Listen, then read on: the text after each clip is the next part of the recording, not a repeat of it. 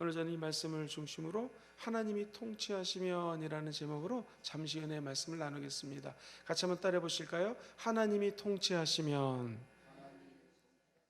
메시아의 리더십, 하나님의 리더십은 어떤 것일까요? 우리 예수님께서 우리를 통치하시면 이런 일들이 일어납니다. 이 땅에는 많은 지도자들이 있습니다. 전 세계 250여 국가의 최고 리더십을 왕이라 표현한다면 좋은 왕을 만나는 백성들 행복합니다. 그러나 리더십을 잘못 만나면 그 전체 백성들의 운명이 엉뚱한 골로 빠질 수가 있는 것이죠. 감사한 것은 우리의 영혼과 이 온 열방의 왕이 하나님이시라고 성경은 말씀하십니다. 하나님이 통치하는 세계, 하나님의 리더십은 어떤 것일까요? 저는 오늘 세 가지 은혜의 말씀을 짧게 나눕니다. 첫 번째, 하나님이 통치하시는 나라는 반드시 소망이 깃들게 되어 있습니다. 시편 72편 6절에는 이런 말씀이 나옵니다. 저는 벤 풀에 내리는 비같이, 땅을 적시는 뭐같이 내려요? 소낙비같이 내린다. 이 이스라엘 땅에서 벤 풀이라는 것은 무슨 의미냐면, 이스라엘은 봄에 비가 내립니다. 그렇기 때문에 봄에 비가 축축히 내리면 우리로 치면 풀 같은 것들이 자라거든요. 이것이 여름이 오기 전에 다 베야 됩니다. 왜냐하면 축축할 때 소라든가 가축의 이 사료로 쓸 수 있기 때문에 봄비가 왔다 그러면 잽싸게 농부는 다 풀을 베가지고 이제 그것을 저장해 둡니다. 근데 문제는 풀을 베고 나면은 황망하기 그지없습니다. 정말로 사막에 또는 땅에 아무런 식물이 없는 것이죠.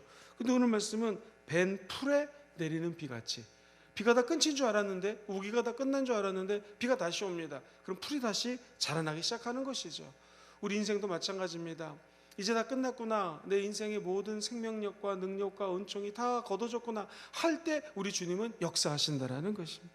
세상 사람들과 우리 하나님 믿는 사람들의 특징은 무엇입니까?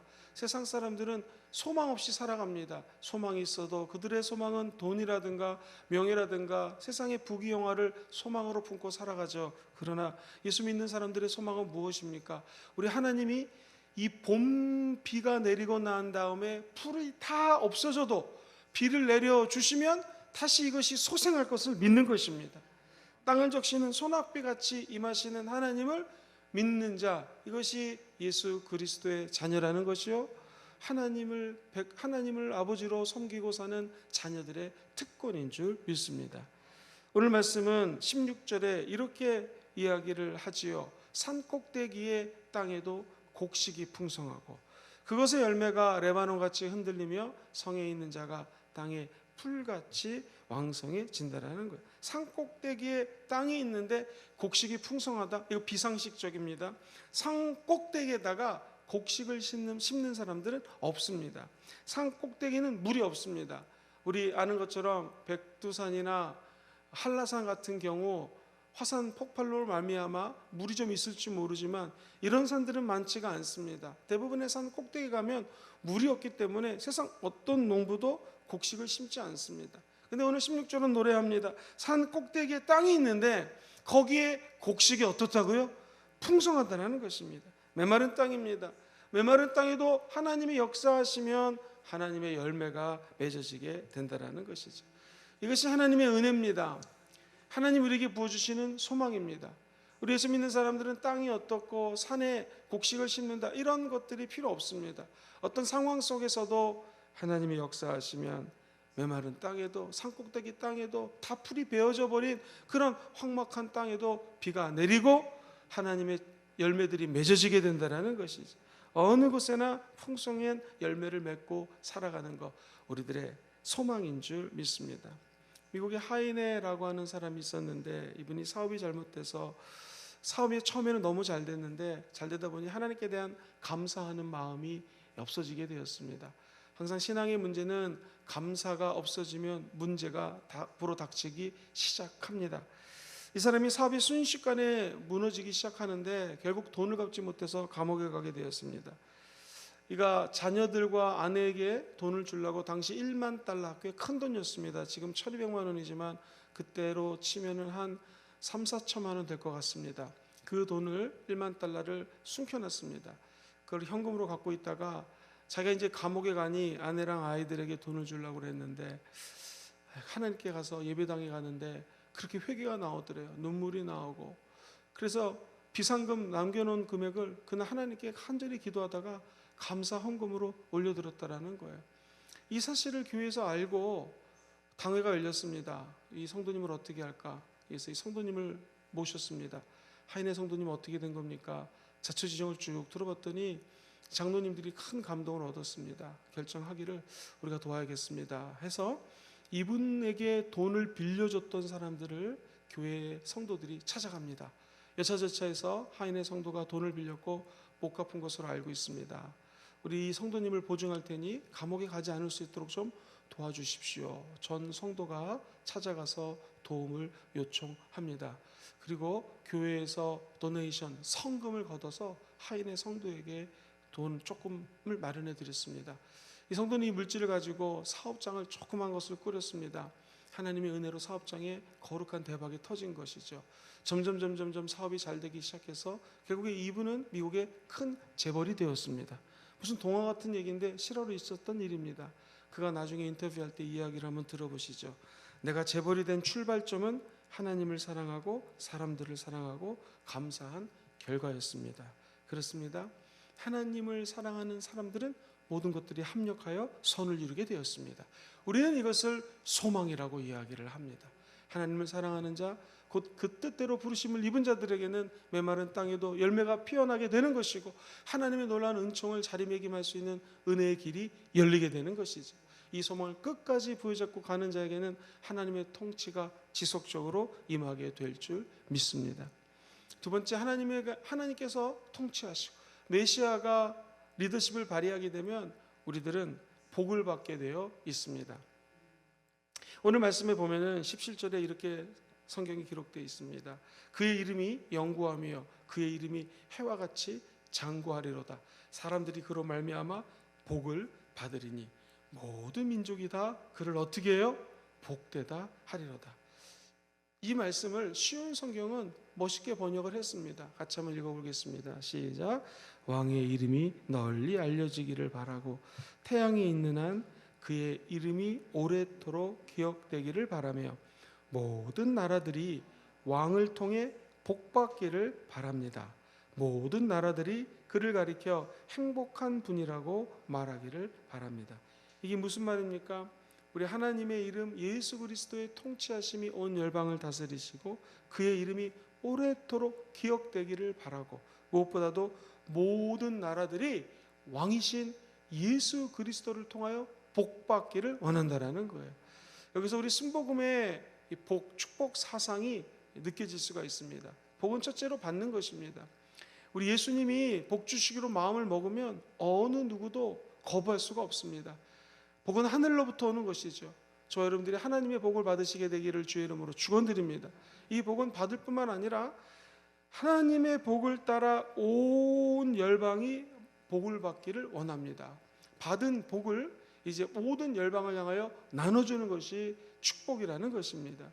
그래서 순복음의 축복 사상은 사명적인 축복입니다. 받고 누리는 것으로 끝나는 것이 아니라 다른 사람들에게 이 축복이 흘러갈 수 있도록 하는 것이 참된 축복이라는 것이죠. 우리 예수님이 이 땅에 오셔서 십자가에서 죽으셨습니다. 그리고 장사한 지 사흘 만에 부활하셨습니다. 왜 죽고 우리 주님 왜 부활하셨습니까? 저와 여러분들에게 영생을 나눠주기 위한 것입니다. 저와 여러분들에게 축복을 나눠주기 위한 것입니다. 저주가 떠나가고 하나님의 영광의 복, 축복의 복을 나눠주기 위해서 예수 그리스도가 십자가에서 못 박혀 죽으신 것이죠. 그리고 예수님은 부활하셨을 뿐만 아니라 하나님 보좌 우편에 앉아서 지금도 저와 여러분들을 위해서 기도하고 계십니다. 무엇을 기도하겠습니까? 아버지는 자녀가 잘 되기를 원합니다. 복 받기를 원합니다. 저와 여러분들이 참된 복, 영생의 복, 치유의 복, 하나님의 생명의 복을 받고 누리시기를 주의 이름으로 축원드립니다. 나로 누림으로 끝나는 것이 아니라 이 누림이 일파만파 우리 주변의 사람들에게로 전해주는 복이 참된 복이라는 것이죠. 신명기 28장 12절에 보면 이런 복에 대한 메시지가 나옵니다. 야훼 하나님은 너를 위하여 하늘의 아름다운 보고를 여시사 네 땅에 때를 따라 비를 내리시고 네 손으로 하는 모든 일에 어떻게 해요? 복을 주신다라는, 우리가 하는 일에 복을 주시는 거예요. 내가 많은 민족에게 꾸어질지라도 너는 꾸지 아니하는 복, 이것이 우리 주님이 원하는 복이라는 거예요. 사무엘상 2장 7절을 한번 읽어보겠습니다. 시작. 야훼는 가난하게도 하시고 부하게도 하시며 낮추기도 하시고 높이기도 하시는구나. 인생의 생사화복을 주관하는 분이 하나님이시라는 것이죠. 하나님 손에 붙들린 자는 하나님이 높여주시고 은혜도 부어주신다라는 것입니다. 어떻게 할 때 이런 은혜를 받을 수 있을까요? 잠언서 3장 9절로 10절은 이렇게 표현합니다. 너의 재물과 너의 소산물에 처음 익은 열매로 야훼를 공경하라. 그러면 네 창고가 가득 차고 내 집 틀에 새 포도주가 넘칠 것이라고 약속을 합니다. 하나님의 나라의 법칙은 너무나 간단합니다. 하나님이 복을 주셨으면 감사하고 다시 하나님께로 돌려드리는 것입니다. 만약 내가 물질을 돌릴 수 없다면 내 소산물이 무엇입니까? 처음 익은 열매가 무엇입니까? 우리가 받은 은혜를 상징적으로 표현하는 것이죠. 하나님께로 받은 것을 우리 주님께 드리는 것입니다. 목사님 드릴 물질도 없고 드릴 것이 없습니다. 예배는 무엇입니까? 예배의 핵심은 드림이 원칙입니다. 많은 사람들은 예배에 나와서 응답받는 거 생각합니다. 맞죠? 그러나 예배의 핵심은 거룩한 산 제물로 우리를 하나님께 드리는 것입니다. 이것이 영적 예배인 것이죠. 예배의 핵심은 예배를 드린다라고 하는 것은 마음을 드리고 몸을 드리고 어렵고 힘든 상황 속에서도 예배에 나와서 나의 가진 것을 드리는 것, 이게 예배인 것이죠. 예배를 드리면 하늘 문을 여시고 하나님은 복을 부어주게 되어 있는 것입니다. 말라기에 보면은 그래서 이렇게 표현을 하는 장면이 나옵니다. 3장 10절에 만군의 야훼가 이르노라 너희의 온전한 11조를 창고에 들여 나의 집에 양식이 있게 하고 그것으로 나를 시험하여 내가 하늘 문을 열고 너에게 복을 쌓을 곳이 없도록 붙지 아니하나 보라. 성경 어디도 감히 하나님을 테스트하라, 시험하라는 말이 없습니다. 말라기서가 유일한 말입니다. 먼저 너희들은 하나님의 온전한 11조를 곳간에 드려라. 그러면 내가 너희에게 눌러 흔들어 넘치는 축복을 준다고 약속하고 계시는 것입니다. 사랑하는 우리 귀한 성도님들의 삶에 하나님께 예배 드리고 내 삶을 드릴 때 이 영적 예배를 받으시고 하나님이 하나님의 나라와 하나님의 의를 찾는구나 하시면서 모든 것들을 더해주는 세상 사람들이 얘기하는 축복, 그리고 예수 믿는 사람들이 얘기하는 blessing, 그것은 블리드라고 하는 단어에서 나왔거든요. 블리드가 피를 흘리다라는 원래는 뜻입니다. 즉 우리가 받은 축복은 그냥 세상 사람들이 얘기하는 물질적인 축복, 명예의 축복이 아니라 예수 십자가에서 처절하게 흘리신 예수의 피 때문에 받은 복인 것을 꼭 기억하시고 이 복을 다 받으시고 누리십시오 뿐만 아니라 예수 피의 복음을 끝까지 나누며 증거하는 저와 여러분 되기를 주의 이름으로 소망합니다. 마지막 세 번째로 오늘 성경 시편 72편 말씀을 가만히 읽다 보면 기적의 메시지가 나옵니다. 다 같이 18절 말씀을 천천히 한번 읽어볼까요? 시작. 홀로 기이한 일들을 행하시는 야훼 하나님, 곧 이스라엘의 하나님을 어떻게 해요? 찬송한다고 이야기를 합니다. 시온 성경에는 야훼 하나님, 이스라엘 하나님을 찬양합니다. 그는 홀로 놀라운 일들을 행하시는 분이십니다 라고 번역이 되어 있습니다. 기이한 일, 놀라운 일, 저는 이 표현을 너무나 좋아합니다. 우리 하나님의 일은 깜짝 놀랄 일들이라는 것입니다. 이게 기적이죠. 어찌 저와 같은 죄인, 여러분과 같은 죄인, 허물로 죽을 수밖에 없는 우리를 다시 살릴 수 있겠습니까? 그것은 전적인 하나님의 아들 예수 십자가를 통한 기적인 줄 믿습니다. 기적이 내 삶에 안 일어난다고요? 저와 여러분들이 예수 믿고 구원받아 천국 가는 것이 기적입니다. 우리같이 부족하고 연약한 자에게 오늘 이 새벽에 성령을 강수처럼 내려주신다. 이것이 기적입니다. 힘들고 어려울 때 내가 상담할 수 있는 성령 하나님이 내 안에 계신다는 거, 이것이 기적입니다. 어디로 갈지 모를 때 성령님 이리로 갈까요? 저리로 갈까요? 어떻게 할까요? 그때 성령이 내 안에서 코칭해 주시고 리더십을 발휘해 주시고 내 삶을 통치하시는 거, 이것이 기적입니다. 참된 기적은 무엇이겠습니까? 성령 하나님이 우리 안에 들어오셔서 우리 예수님 다시 재림하실 때 저와 여러분들이 신부로 거룩하게 단장되어서 신랑 되신 예수를 만나게 하실 것입니다. 이것처럼 큰 기적이 어디 있겠습니까? 이 땅에서 눈에 보이는 기적이 아닌 정말 영적인 기적을 받고 누리고 사는 자들이 저와 여러분들인 줄 믿습니다. 그래서 시편 기자는 오늘 19절을 이렇게 마무리하며 문을 닫고 있지요. 같이 읽어보겠습니다. 시작. 그 영화로운 이름을 영원히 찬송할지어다. 온 땅에 그의 영광이 충만할지어다. 아멘 아멘. 아멘 아멘이 두 번이나 나옵니다. 이 아프리카에서 실제로 있었던 일입니다. 선교사님의 간증인데요. 전기가 없습니다. 아프리카. 냉장고가 없습니다. 얼음이 없습니다. 그런데 문제는 한 성도가 열이 나는데 40도가 넘습니다. 이 아프리카나 더운 나라 지방에서는 열이 온열병에 걸리면 그냥 죽습니다. 얼음이 필요한데 이게 얼음이 어디서 얻을 수가 있겠습니까? 얼음만 있어도 이 사람을 좀 온기를 낮출 수가 있을 텐데, 그런데 기적이 일어났습니다. 아프리카에서요 우박이 떨어지는 거예요.